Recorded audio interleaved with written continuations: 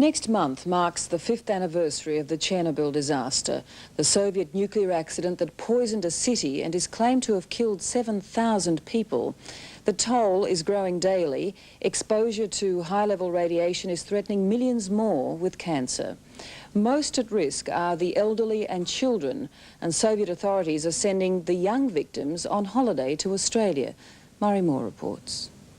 Welcome to Australia. I know you don't know what I'm saying. Hi, welcome. I found it very hard not to cry because I was just looking at these tiny little pale, frail little things, and I thought we've managed to get them here after all this time. They're the children of Chernobyl, the youngest victims of the world's worst nuclear accident. This is a reconstruction of the explosion that blew the roof off the Chernobyl reactor and spewed more radioactive debris into the air than all previous nuclear accidents and bomb tests put together. Now, children exposed to that radioactivity have started arriving in Australia. I'm very glad to come to Australia, and we need that you help to us. And we're very glad to see our friends in Australia. Most of the children were suffering from nosebleeds, headaches, stomach aches, that type of thing, before they left the USSR. Robin Gregorovic, president of the Victims of Chernobyl Relief Fund, arranged the children's 5-week visit. They will have 5 weeks of clean air, clean food and a clean environment. You see, even the water that they're drinking in the Soviet Union comes down from the radiated areas, so that water is radiated. Here it's going to give 5 weeks for them to be able to build up their immune system. That one? That one. The children are staying with volunteer families. Keith and Lynn Smith don't speak a word of Russian, and their guest Ola doesn't speak a word of English. At first I was frightened, but then later on I got used to it. If we don't understand, we usually try with the gestures. It's very difficult, but it's also very educating.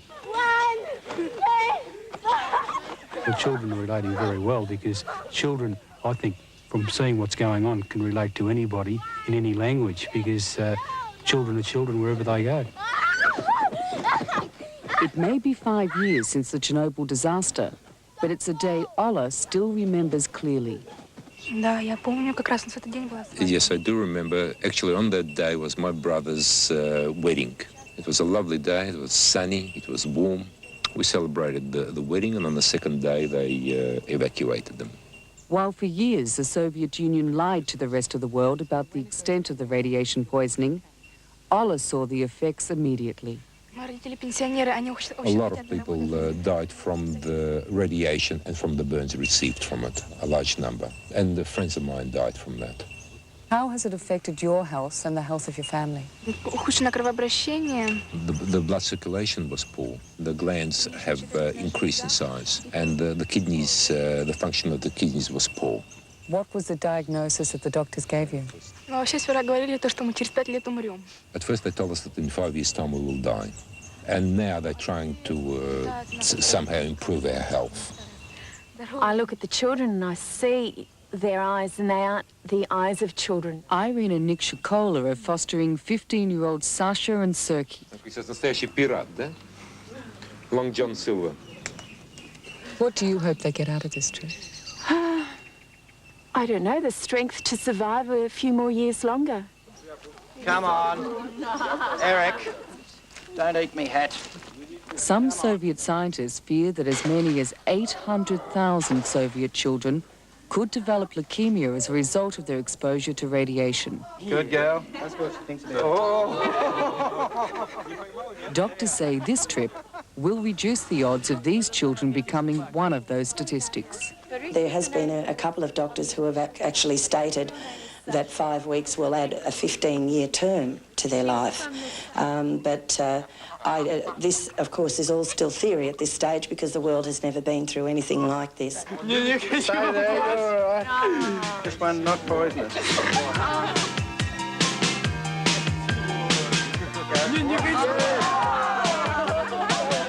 Plans are already underway to bring hundreds of other children over this year to build up their strength and give them experiences that may help to erase the horror they've lived through. There's no way in the world we would stop now, because the community and the general public are just getting more and more behind us, and it's wonderful.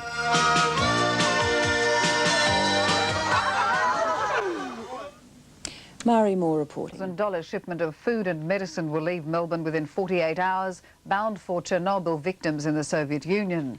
Whilst welcoming the aid, Soviet doctors and relief workers accompanying 47 Chernobyl children recuperating in Melbourne don't expect conditions will be any better on their return home.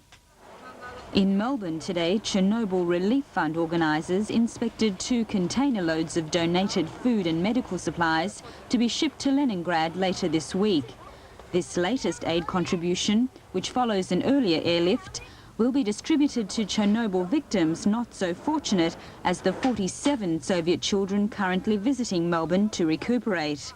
Even 4 years after the disaster, such aid, it seems, is still desperately needed. Просто важно, это супер важно. It is an invaluable contribution, given that the children that live in the ex-radiated areas hardly receive any uncontaminated food.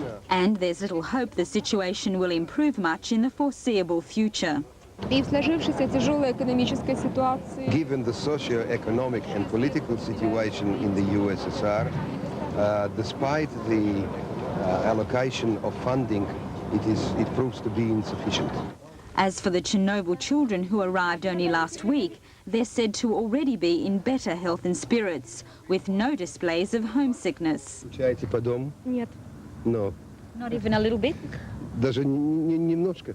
Нет. Didn't get so close to the leader of the nation, but grasping life's opportunities by the hand is now the norm for the children of Chernobyl, each given 5 years to live, a timescale that ends next week.